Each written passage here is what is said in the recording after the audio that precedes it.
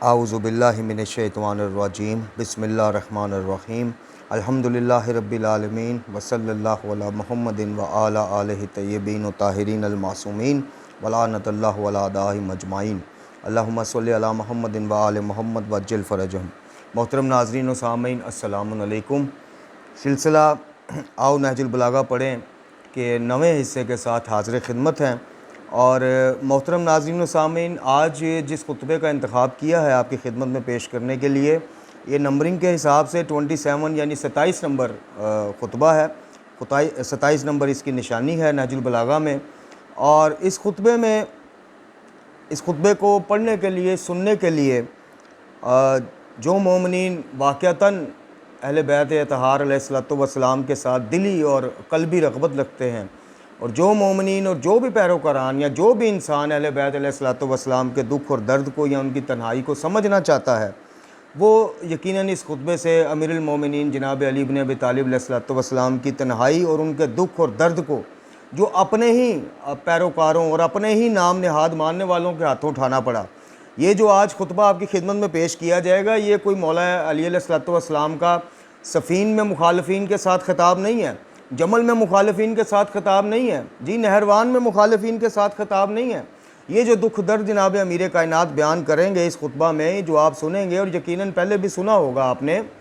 یہ اپنے ان پیروکاران، اس واہ پارٹی کے نام خطبہ ہے۔ اس واہ پارٹی، جو واہ پارٹی سے مراد ہے جو شروع سے چلتے آ رہے ہیں، جن کا مکتب میں اتنا حصہ ہوتا ہے کہ فضائل سن کے واہ کرنے ہیں اور زبانی کلامی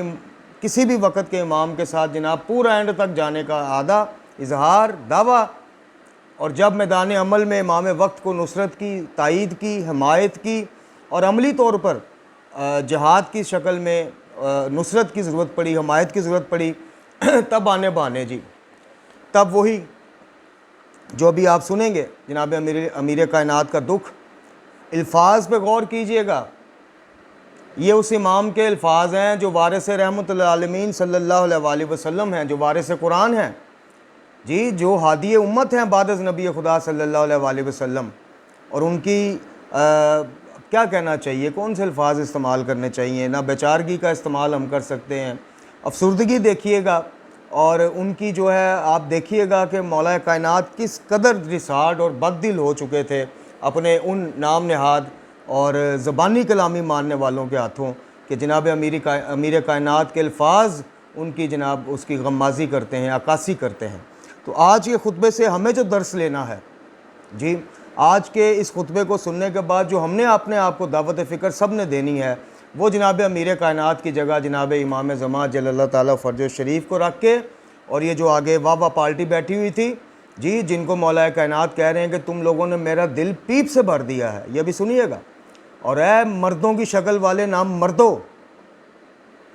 صرف نعرے زبانی کلامی لگانے والوں، بس کیا کہنا چاہیے، ان کی جگہ ہم نہ ہوں، جناب امیر کی جگہ امام وقت نہ ہو، امام زمان نہ ہو، اور ان کی جگہ ہم نہ ہوں۔ ہمیں یہ دعوت فکر اپنے آپ کو دینی ہے کہ ہم جتنا بھی اہل بیت علیہ السلام کے ساتھ اس کا اظہار کریں، اقرار کریں، عملی ہو، کم ہو نسبتاً، عملی ہو،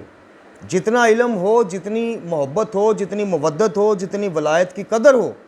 اس کے ساتھ عمل بھی ہو۔ ادروائز یہ چیزیں جیسے کہ بارہا میں نے عرض کی، بارہا جو ہے میں نے آپ کی خدمت میں فرامین معصومین علیہ السلام اور تعلیمات قرآن، احکامات قرآن اور مختلف چیزوں سے یہ ثابت کیا کہ جس دعوی محبت کے ساتھ، جس دعوی مودت کے ساتھ، جس اہل بیت کی اس کے محبت اور اس طرح کی مطلب کلاٹیاں مارنا کہ ہمارا تو مرنا جی نہیں اہل بیت کے ساتھ، اگر اس دعووں کے ساتھ اطاعت نہیں ہے، اطاعت اہل بیت نہیں ہے، اطاعت قرآن و اہل بیت نہیں ہے، عمل نہیں ہے، تو کک فائدہ نہیں ہوگا، نہ دنیا میں، نہ قبر میں، نہ برزخ میں، نہ قیامت میں۔ اس خوش فہمیوں سے ہم اس دنیا میں اللہ تعالیٰ کرے کہ ہمیں، مجھے اور آپ سب کو یہ توفیق مل جائے ہمیں کہ ہم اسی دنیا میں اس خوش فہمی کی یہ جو گانے کی طرز پہ قصیدے اور نوحے سن کے ہم نے جو ہمارے قائد کا بیڑا غرق انہوں نے کیا ہوا ہے، یہ ماڈل نما، اداکار نما ذاکروں اور نوحہ خوانوں نے، اللہ کرے ہم اسی دنیا میں اس خوش فہمی سے باہر آ جائیں، چونکہ حقیقت جب دیکھی جاتی ہے تو بالکل برعکس ہے۔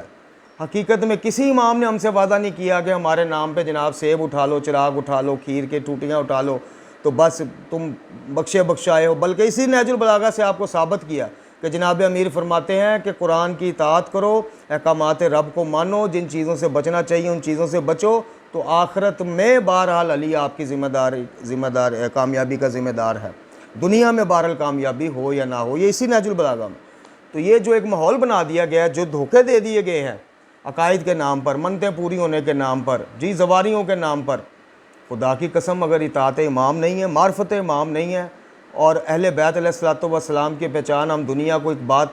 تہذیب بات تمیز قوم کے طور پہ نہیں کرواتے تو کک فائدہ نہیں ہوگا۔ جتنا وہ تو اہل بیت علیہ الصلوۃ والسلام کسی کا احسان نہیں رکھتے،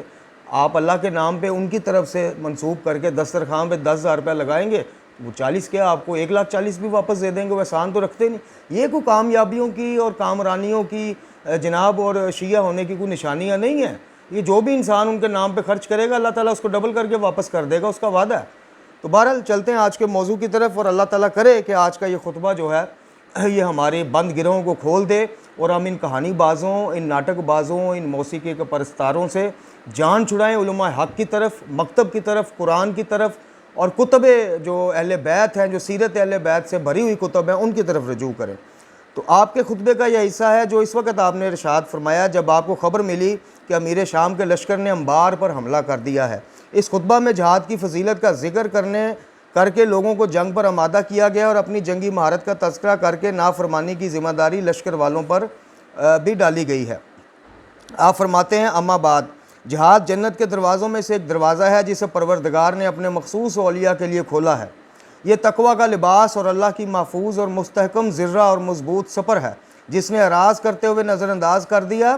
اسے اللہ ذلت کا لباس پہنا دے گا، اور اس پر مصیبت حاوی ہو جائے گی، اور اسے ذلت و خواری کے ساتھ ٹھکرا دیا جائے گا، اور اس کے دل پر غفلت کا پردہ ڈال دیا جائے گا، اور جہاد کو ضائع کرنے کی بنا پر حق اس کے ہاتھ سے نکل جائے گا، اور اسے ذلت برداشت کرنا پڑے گی، اور وہ انصاف سے بھی محروم ہو جائے گا۔ آگاہ ہو جاؤ کہ میں نے تم لوگوں کو اس قوم سے جہاد کے لیے دن میں پکارا اور رات میں واز دی، خفیہ طریقے سے بھی دعوت دی اور علن بھی آمادہ کیا، اور تمہیں برابر سمجھایا کہ ان کا حملہ کرنے سے پہلے تم میدان میں نکل آؤ۔ خدا کی قسم جس قوم سے اس کے گھر کے اندر جنگ کی جاتی ہے اس کا حصہ ذلت کے علاوہ کچھ نہیں ہوتا، لیکن افسوس تم نے ٹال مٹول کی، سستی کا مظاہرہ کیا، یہاں تک کہ تم پر مسلسل حملے ہونا شروع ہو گئے اور تمہارے علاقوں پر قبضہ کر لیا گیا۔ دیکھو یہ بنی غامت کے آدمی کی فوج انبار میں داخل ہو گئی ہے، اور اس نے حسان بن حسان بکری کو قتل کر دیا ہے، اور تمہارے سپاہیوں کو ان کے مراکز سے نکال کر باہر کر دیا ہے، اور مجھے تو یہاں تک خبر ملی ہے کہ دشمن کا ایک ایک سپاہی مسلمان یا مسلمان کے معاہدہ میں رہنے والی عورت کے پاس بھی وارد ہوتا تھا، اور اس کے پیروں کے کڑے، ہاتھ کے کنگن، گلے کے گلو بند اور کان کے گوشوارے تک اتار لیتا تھا، اور وہ سوائے انا للہ پڑھنے اور رحم کرم کی درخواست کرنے کے علاوہ کچھ نہیں کر سکتی تھی، اور وہ سارا ساز و سامان لے کر چلا جاتا تھا، نہ کوئی زخم کھاتا تھا اور نہ کسی طرح کا خون بہتا تھا۔ اس صورتحال کے بعد اگر کوئی مرد مسلمان صدمہ سے مر بھی جائے تو قابل ملامت نہیں ہے، بلکہ میرے نزدیک حق بجانب ہے کہ اچھا ہے کہ مر ہی جائے۔ ایسا مرد مسلمان جس کے سامنے یہ سارے ظلم و ستم ہو رہے ہیں، جس کے سامنے خواتین کی عصمتیں محفوظ نہیں رہیں، امیر کائنات یہ کہنا چاہ رہے ہیں، تو اگر اس صدمہ کو سن کے وہ مر جائے تو مولا کہتے ہیں بلکہ اچھا ہے کہ مر ہی جائے۔ کس قدر حیرت انگیز اور تعجب خیز صورتحال ہے، خدا کی قسم یہ بات دل کو مردہ بنا دینے والی ہے اور ہم و غم کو سمیٹنے والی ہے کہ یہ لوگ اپنے باطل پر مجتمع اور متحد ہیں اور تم اپنے حق پر بھی متحد نہیں۔ جناب امیر کائنات اللہ کی قسم اٹھا کے کہتے ہیں کہ یہ بات ہم اور غم کو سمیٹنے والی،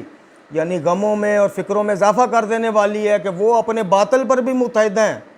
اور تم اپنے حق پر جانتے بوجھتے ہوئے، تمہیں پتہ ہے تمہارا امام حق پر ہے، تمہارا امام اصل ہادی ہے،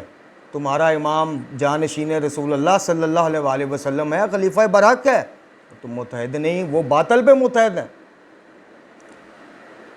تمہارا برا ہو، یہ مولا کے اب الفاظ اور دکھ سنیے گا، فرماتے ہیں تمہارا برا ہو، کیا افسوسناک حال ہے تمہارا کہ تم تیر اندازوں کا مستقل نشانہ بن گئے ہو، تم پر حملہ کیا جا رہا ہے، تم حملہ نہیں کرتے، تم سے جنگ کی جا رہی ہے، تم باہر ہی نہیں نکلتے۔ یہ اس قوم کا حال ہے۔ واہ واہ واہ واہ جی، یا علی، نعرہ حیدری، یا علی، یہ اس زمانے میں بھی تھے، اور جب عملی طور پہ امام کو نصرت کی ضرورت پڑی تو پھر یہ حال جو آپ سن رہے ہیں۔ لوگ خدا کی نافرمانی کر رہے ہیں اور تم اس صورتحال سے مطمئن ہو، خوش ہو، میں تمہیں گرمی میں جہاد کے لیے نکلنے کی دعوت دیتا ہوں تو کہتے ہو شدید گرمی ہے، تھوڑی مہلت دیجیے کہ ذرا گرمی گزر جائے۔ اچھا، اس کے بعد سردی میں بلاتا ہوں تو کہتے ہو سخت جاڑا، واہ جی واہ، سخت جاڑے میں جہاد کیسے ہوگا، ذرا ٹھہریے کہ سردی ختم ہو جائے۔ حالانکہ یہ سب جنگ سے فرار کرنے کے بہانے ہیں، ورنہ جو قوم سردی اور گرمی سے فرار کرتی ہے وہ تلواروں سے کس قدر فرار کرتی ہوگی، اور وہ تلواروں کا سامنا کیسے کرے گی۔ اے مردوں کی شکل و صورت والے نام مردو، تمہاری فکریں بچوں جیسی اور تمہاری عقلیں حجلہ نشین عورتوں جیسی ہیں۔ میری دلی خواہش تھی کہ کاش کاش کاش میں تمہیں دیکھتا ہی نہ اور تم سے متعارف ہی نہ ہوتا۔ میں پھر عرض کروں گا محترم ناظرین و سامعین، یہ امیر شام کی فوج سے خطاب نہیں، یہ جمل کے مخالف فوج سے خطاب نہیں ہے، یہ اپنے ان فوجیوں سے، اپنے ان دلداروں سے جی، جو زبانی کلامی ہم جیسے دعوے کرنے والے، اور عملی طور پہ جب امام کو نصرت کی ضرورت ہو تو بہانے آپ نے خود علیہ السلام کی زبانی سن لی۔ گرمی میں سردی میں گرمی، بیوی بیمار ہے جی، امی کو یہ ہو گیا جی، یہ ساری یہ نہج البلاغہ، اس لیے تو کہا جاتا پڑھا کریں۔ یہ جو جھوٹی تاریخ بنائی ہوئی ہے نا جی، ابھی میں کوئی پوسٹ پڑھ رہا تھا فیس بک پہ، وہ جی فلانے سلطان نے یہ کہا شیعوں کے پنگا نہ لینا، شیعہ یہ ہیں جی، فلانے نے یہ کہا، انگریزوں نے، سب جھوٹ ہے۔ ہر دور میں ہر امام کو تنہا چھوڑا ہے، یہ ہماری ہسٹری ہے، ہماری تاریخ ہے۔ جناب امیر کائنات کے دکھ سن لیے، امام حسن مجتبیٰ علیہ السلام کی تاریخ پڑھ لیں، سید الشہداء کا تو پھر آشکار ہے سب کے سامنے، ہزاروں خطوط میں سے کتنے پھر آئے اور ہزاروں کی تعداد میں کتنے نکلے، 72، وہ بھی اہل خاندان کو ملا کے۔ یہ سب جھوٹی تاریخیں ہیں۔ ہر امام، ہر دور کا امام ہم سے دنیا میں اسی وجہ سے شہید ہو کے تنگ ہو کے گئے ہیں کہ ہم عملی طور پہ کچھ بھی نہیں، ککھ بھی نہیں، جب ضرورت پڑی ہے ہیل اور بہانے، اب بھی آج بھی یہی صورتحال۔ آج امام زمان کا ظہور ہو جائے گا، دین اسلام کو اس کی اصل حالت میں نافذ کیا جائے گا، تو ان میں سے جو سب سے پہلا حملہ ہوگا امام کی ذات پر لفظوں کے ساتھ اور ویسے اعتراضات کے ساتھ، وہ انہی کی طرف سے ہوگا۔ آپ دیکھ لیں، علماء انبیاء کے وارث ہیں، علماء حقہ کے خلاف ان کے حملے آپ دیکھ لیں، اسی سے آپ آگے زوم کر لیں کہ امام وقت جب اصل چیز بتائیں گے آ کے تو یہ کیا کریں گے۔ پھر فرماتے ہیں اے مردوں کی شکل و صورت والے واقعتاً نامردو، تمہاری فکریں بچوں جیسی، تمہاری عقلیں حجلہ نشین عورتوں جیسی۔ میری دلی خواہش تھی کہ کاش کاش کاش میں تمہیں نہ دیکھتا نہ تم سے متعارف ہوتا، جس کا نتیجہ صرف ندامت، رنج اور افسوس ہی ہے کہ میرے جیسا امام معصوم، میرے جیسا بہادر اور جری جی، ان کے پلے کون سی قوم پڑ گئی، ان کے واسطہ ان کا کن انسانوں سے پڑ گیا۔ اللہ تمہیں غارت کر دے، تم نے میرے دل کو پیپ سے بھر دیا ہے، میرے سینہ کو رنج و غم سے چھلکا دیا ہے، تم نے ہر سانس میں ہم و غم کے گھونٹ پلائے ہیں مجھے علی کو۔ یہ مولا کائنات فرما رہے ہیں، اور یہ چھوڑ دیجئے کہ یہ اس دور کے شیعوں سے مخاطب ہے، اس دور کی جناب واہ پارٹی سے مخاطب ہیں، یہ اپنے اوپر ہمیں زیوم کرنا ہے۔ ہم نے کیا کیا، آج ہم کیا کر رہے ہیں، ہم کون سی زمینہ سازی کر رہے ہیں وقت کے علی علیہ السلام کے لیے، ہم کون سا باعث جناب زینت اور وہ بن رہے ہیں اپنے وقت کے امام کے لیے۔ یہ ہمیں بھی اس چیز کو زیوم کرنا ہے، اور یہ خطاب اپنے آپ پہ لاگو کیجئے کہ جیسے مولا کائنات ہم سے ڈائریکٹ مخاطب کہ تم نے ہر سانس میں ہم و غم کے گھونٹ پلائے ہیں اور اپنی نافرمانی اور سرکشی سے میری رائے کو بھی بیکار اور بے اثر کر دیا، یہاں تک کہ اب قریش والے کہنے لگ گئے کہ فرزند ابو طالب بہادر تو ہے لیکن انہیں فنون جنگ کا علم ہی نہیں ہے۔ انا للہ۔ مولا کہتے ہیں کہ تم لوگوں کی سستیوں، نااہلیوں اور کوتاہیوں اور بزدلیوں کی وجہ سے اب لوگ یہ کہنے لگ پڑے کہ علی بہادر تو ہے، اس میں تو کوئی شک نہیں، لیکن جنگ کے فنون ان کو نہیں آتے۔ جیسے آج بھی کچھ خارجی اور ناسبیت ذہنیت کے مالک جو ہیں وہ کہتے ہیں جی وہ دیکھیں خلافت ان کو ملی تو وہ تو مطلب سنبھالا ہی نہیں گیا، معاذ اللہ جی، یہ ہو گیا تو وہ ہو گیا، ان کو وہ سیاست آئی نہیں، یہ ہے وہ ہے، یہ وجوہات ہیں جو آپ سن رہے ہیں۔ پھر فرماتے ہیں اللہ ان کا بھلا کرے، یعنی جو یہ کہتے ہیں کہ علی کو جنگی فنون نہیں آتے، کیا ان میں کوئی بھی ایسا ہے جو مجھ سے زیادہ جنگ کا تجربہ رکھتا ہو اور جس کا بچپنا، جس کی نو عمری ہی حفاظت دین میں گزری ہو، حفاظت رسول خدا صلی اللہ علیہ وسلم میں گزری ہو جی۔ جب وہ خندق میں گئے تو عمرو بن عبدود ملعون نے کہا کہ جا بچے کہہ کے مخاطب کیا کہ مطلب مولا کائنات کی تو نو عمری اور جو بچپنے سے ہی جو ہے وہ جنگی اور اس طرح کے معاملات میں سرکار کی شرکت رہی، تو آپ فرماتے ہیں کہ کوئی ہے ان میں سے جو مجھ سے زیادہ جنگ کا تجربہ رکھتا ہو اور مجھ سے پہلے سے کوئی مقام رکھتا ہو۔ میں نے جہاد کے لیے اس وقت قیام کیا جب میری عمر ابھی 20 سال بھی نہ ہوئی تھی، یہ لیں، اور اب تو 60 سے زیادہ ہو چکی ہے، لیکن کیا کیا جائے، جس کی اطاعت نہیں کی جاتی اس کی بھی بھلا کوئی رائے ہے۔ اس کی رائے کوئی رائے نہیں ہے جس کی اطاعت ہی نہ کی جائے۔ قابل شرم میں تو اپنی بات کرتا ہوں کہ میں بھی انہی کا حصہ ہوں۔ میرے پاس کیا ہے؟ میرے پاس بینگا شیعہ کیا ہے سوائے چند رسمی اور لفظی عقائد اپنا لینے سے، محرم میں چند رسمی چیزوں کو ادا کر دینے سے، واہ کر دینے سے اور مصائب پہ گریہ بہا دینے سے میرے پلے ہے کیا؟ ککھ بھی نہیں۔ ہر بندے کو اپنا جائزہ لینا چاہیے۔ یہ مولا کائنات کہتے ہیں جس کی اطاعت نہیں کی جاتی اس کی بھی رائے بھلا کوئی رائے۔ یعنی اس دور کے ان واہ پارٹی والے لوگوں کی وجہ سے امام علیہ الصلوۃ والسلام کو لوگ کہہ رہے ہیں کہ آپ بہادر تو ہیں، آپ کو جنگ کا طریقہ نہیں آتا، فنون نہیں آتے۔ اب اس میں بڑا بہترین جو حاشیہ ہے وہ لگایا جناب علامہ مرحوم ذیشان حیدر جوادی اللہ مقامہ نے۔